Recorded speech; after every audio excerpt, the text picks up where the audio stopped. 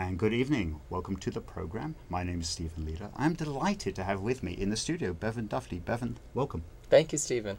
Thank you so much for being on the show.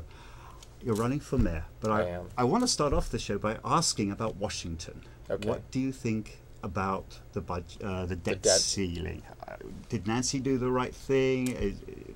What's your take on the whole scoop in Washington? I would say my shorthand is it's a miserable situation because you've got a lot of people that were elected to Congress on the premise that they were going to bring about Armageddon, and they seemed hell-bent, so to speak, on creating a financial crisis for the United States without need. And certainly the hypocrisy when it's been the Republican administrations that have been the most likely to spend us into debt.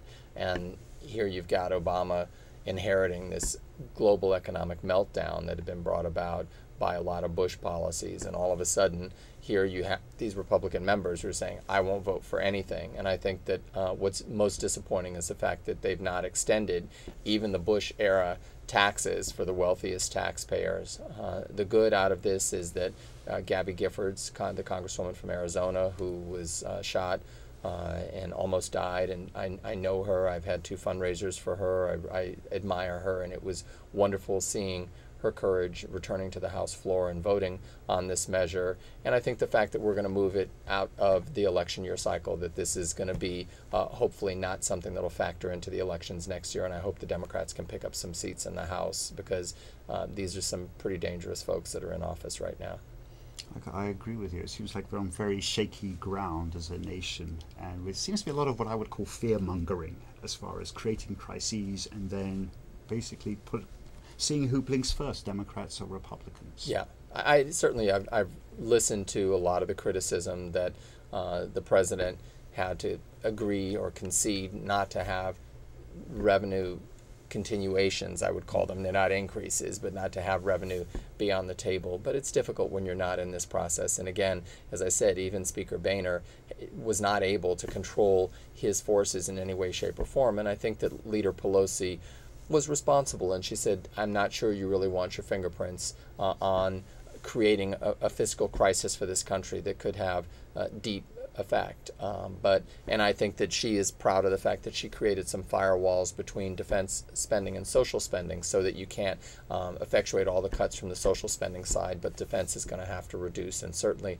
if I am mayor of San Francisco, I'll be speaking out on the fact that I think we do need to get out of these wars in Iraq and Afghanistan. I think that we have way overextended the value that ever existed, which I don't really think did, to be in Iraq. And certainly as it relates to Afghanistan, even though the political situation there is horrific in terms of sort of this medieval forces that exist within that country, I just don't know that being an occupying force is the best way to go about it. I think that doing more things that empower women in that country, more things that provide education and access to opportunity are the things to give people the tools for self-determination.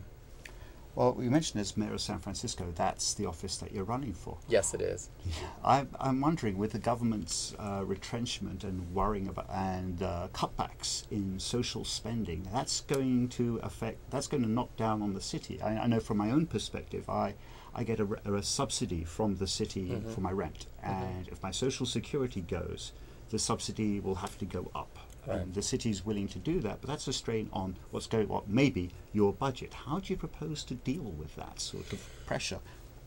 Well, San Francisco has always tilted against convention, and so even though the federal government for generations couldn't address health care, we were able to pass Healthy San Francisco, creating health access, even though the state government, because of some of the effects of Prop 13 and the way it's worked on commercial properties, giving many commercial properties sort of a free ride in terms of increased taxes, we still have provided city money to the tune of $30 million to support public education. So if you go to San Francisco General Hospital or you go to Laguna Honda Hospital, you see the values of San Francisco expressed because of our expenditures for public health. So we are impacted, but I think that we're a city that has demonstrated that we express our values through the priorities that we have in government, through the way in which we've emphasized even policies like equal benefits. I was so proud of then Supervisor Tom Amiano more than a decade ago passing a measure that said if you do business with San Francisco, you must provide comparable benefits to domestic partners. And at the time, there was fear. Airlines were going to leave San Francisco airport. Companies were going to flee San Francisco. We were going to pay hundreds of dollars for a chair because there would be no compliant vendors. And what happened? Almost overnight, over a period of less than a decade, we have thousands of major companies now that provide same-sex partner benefits, health benefits. And I think that that's changed the workplace nationally. We don't have employment non-discrimination protection, but I think we're seeing by the thought-leading corporate citizens that they recognize the value of their LGBT employees, and I think that that's very important, and I think that that's what you hope to continue, that members of the Board of Supervisors, advocacy organizations, the mayor, we all have to work together and continue to be thought leaders for this country. You're actually not a native San Franciscan. You were born in New York. I'm a chosen San Franciscan, as you are, Stephen, I would imagine from your accent, correct? This is very true. Yes. Yes. I love the native San Franciscans, and I love the perspective that they share.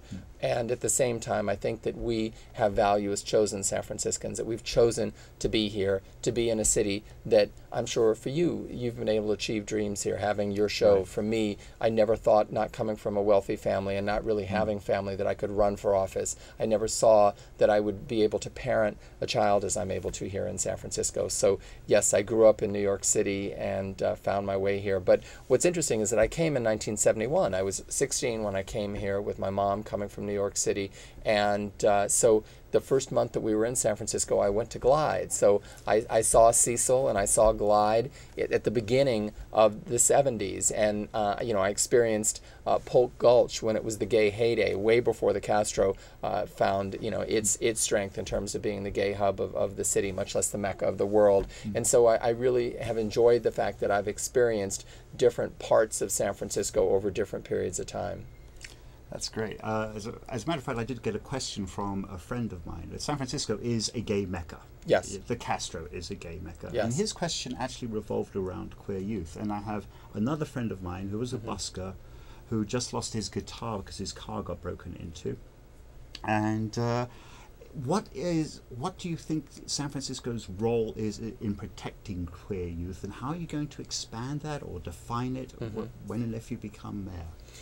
So when I took office in 2003, the city was not in great financial shape, and so I couldn't create new housing, so to speak. And so what we did was we took the engine of Care Not Cash, and then we created a collaborative of organizations and agencies that were already serving queer youth. So that was Larkin Street Youth Services, Lyric, Lavender Youth Recreation and Information Center, Dimensions Health Clinic, part of our public health, and the LGBT Center, and so and at the time New Leaf Services. And so we created a collaboration. We signed young adults up for benefits and provided housing, which we continue to do now at the Paramount Hotel, which is at 15th and Sanchez. And what was important to me was that our young people be able to live in this neighborhood, that they not only live in the TL or in South of Market, but they feel safer. And so it's a residential hotel, one of the few in my former district, in District 8. And so we created a collaborative, and we have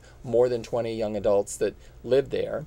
And then I was able to get, as a member of the Board of Supervisors, a $750,000 increase annualized for these agencies to do more in terms of supporting our youth and young adults. There's no question that a lot of queer youth come out of the foster care system, and that these young people need skills, they need support. A lot of young people coming to San Francisco, one of the first things they're offered is crystal methamphetamine, which creates a cycle of homelessness and a street life that is very dangerous in terms of young people seroconverting and things of that sort. And so I'm proud of the fact that I've collaborated with what I feel are some outstanding agencies. And one of the reasons I want to be mayor, when people say, well, I don't want to vote for you just because you're gay, and I say, well, yes, but let me tell you that as a gay man being mayor of San Francisco, I can be a thought leader and go to other mayors in this city and say, you've got to do a better job of serving your transgendered residents. You should do what I did and help to create a collaborative around employment with the Transgender Law Center, the LGBT Center,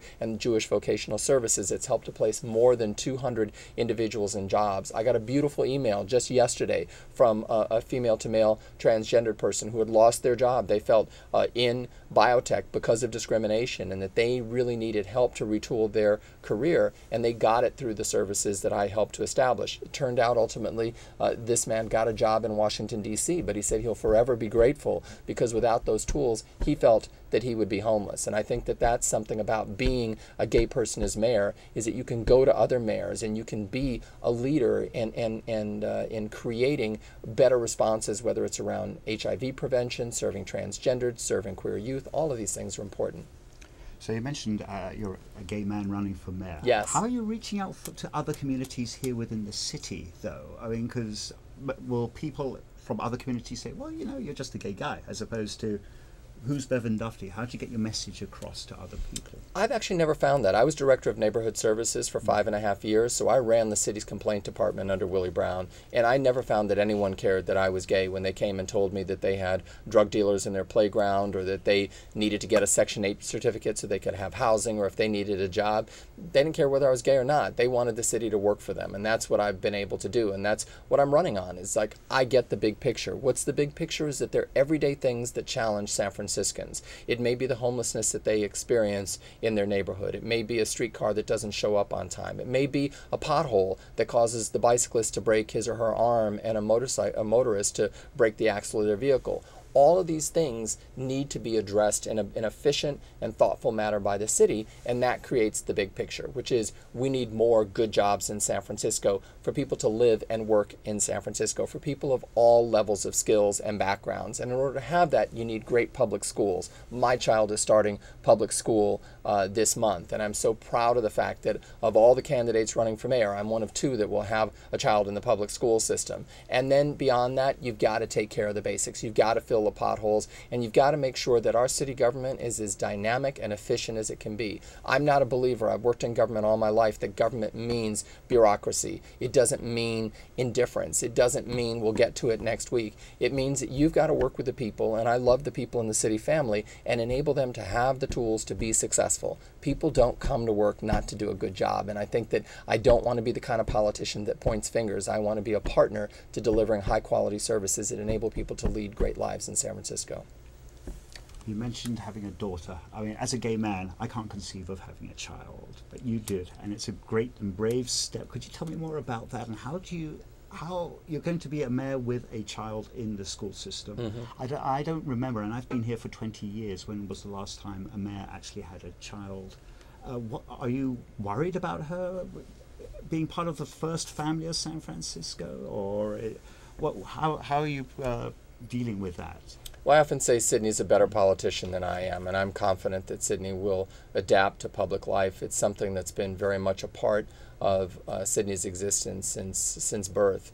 I grew up with a single parent. My dad left our family at the age of 4 for me, and my mom worked in jazz. My godmother was Billie Holiday, and so I had an amazing childhood growing up in New York around a lot of incredibly talented jazz musicians, but also a lot of difficulty and hardship in individuals' lives. And then my mom went to work in the civil rights movement, and so I got to go to that storefront that she ran in 1964 in Harlem to help people register to vote when African American voters were required to pass a literacy test. And so Sydney has been a part of my public life, and I think nothing's perfect. You don't get a manual as a parent. There's no perfect path to raising a child, but I've enjoyed having her understand what I'm doing, and I also experienced the city as a parent. So when it's a rainy Sunday and our rec center at Eureka Valley Rec Center is closed, it does make it more challenging for me. I want to figure out how to keep our rec centers open on weekends in the winter months, and at times when it would be better to be able to have your toddler or your child there. I'm going to experience public schools, certainly going to a great school at Rooftop, but wanting to have every child to have that type of experience. And I wanted to have a kid all my life, and much like you, I couldn't see it. It's amazing that here we are, you in your 40s and me in my 50s, and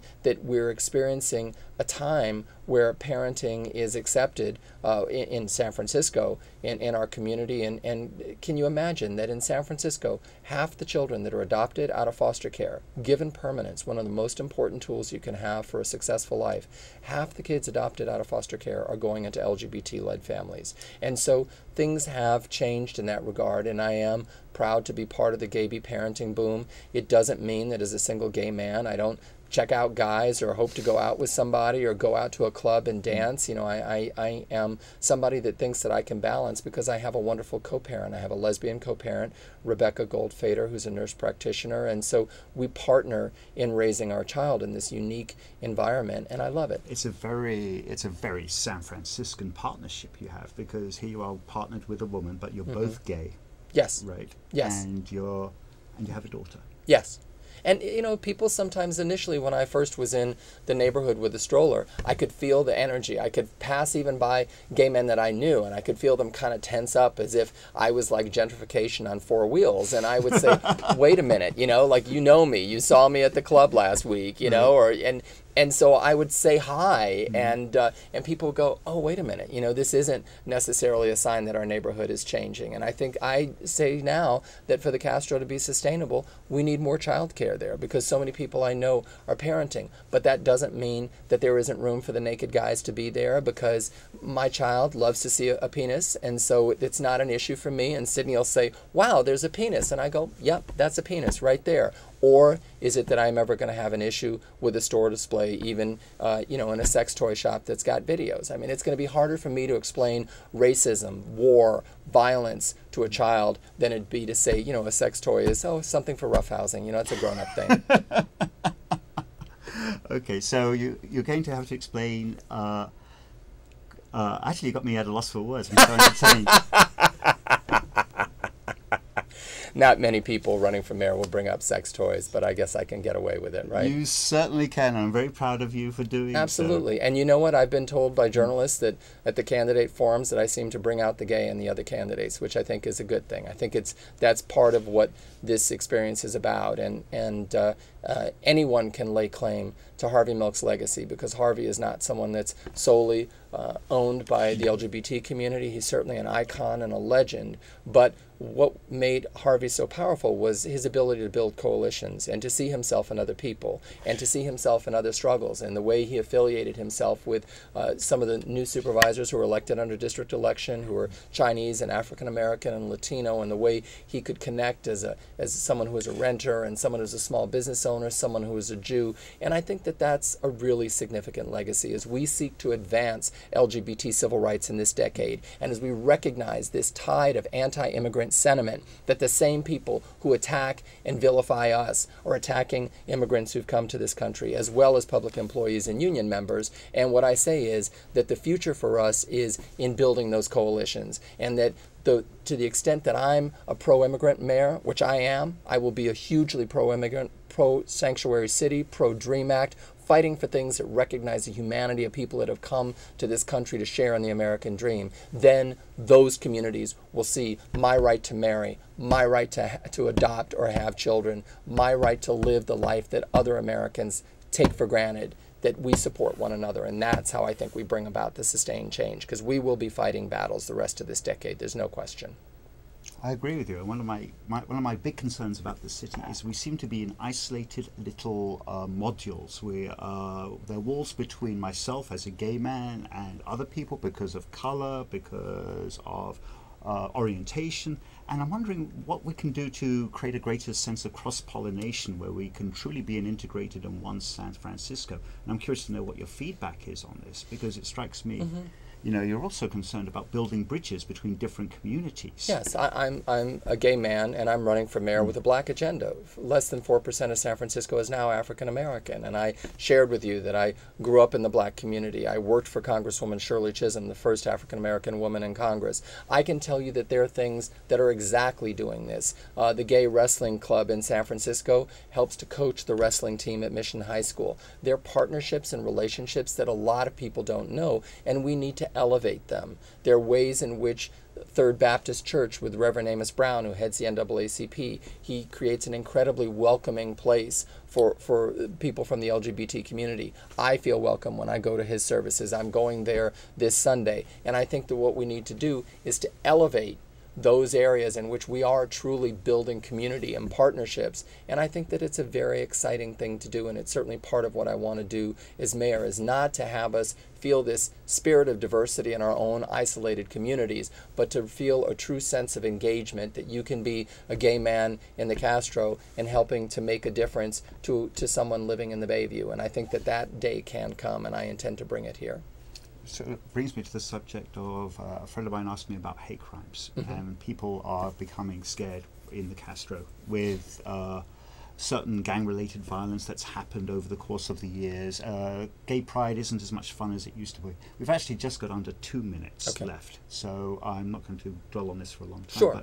But, well, let's talk about it. I think that there is a new lieutenant running the SID unit looking at hate crimes, and I was just talking to Lieutenant Teresa Ewens, and she wants to reach out, and we talked about having an initial meeting with some of the leadership within the transgender community, because they are always the most vulnerable community. And I always say one of the reasons I support Sanctuary City is you're only as safe as that most vulnerable person in your city. And so part of it may be we've got to understand, are the increased numbers, are they because people are reporting, or is it more more crimes are taking place? And I think the most important thing is people have to report, and certainly as mayor I want to work and make sure that we're safe, but we also have to address the gang problem in San Francisco. No one is immune from it, and the level of violence, the endemic violence that's taken place in the Southeast is our problem. When a young man like Stephen Powell could be murdered on Pink Saturday, and I did attend his funeral, and I am involved in many groups that are trying to seek to pull young people out of a gang approach to life. You've got just about 45 seconds left. Great. Why should I vote for you? I get the big picture in San Francisco, and that I know what it takes to roll up my sleeves and be scrappy enough to make a difference in the everyday problems that people face, whether it's how they experience homelessness in San Francisco, whether it's having a job and the record that I've had and working to bring jobs to San Francisco and to be a pro-business individual with strongly liberal values that I express. And I think that basically that I've got a record over 18 years working in city government of being responsive and making our city respond to people. And so I hope people will visit bevandufty.com. Bevan, thank you very much for being on the show. I wish you the best of luck in the election. Thank you, Stephen.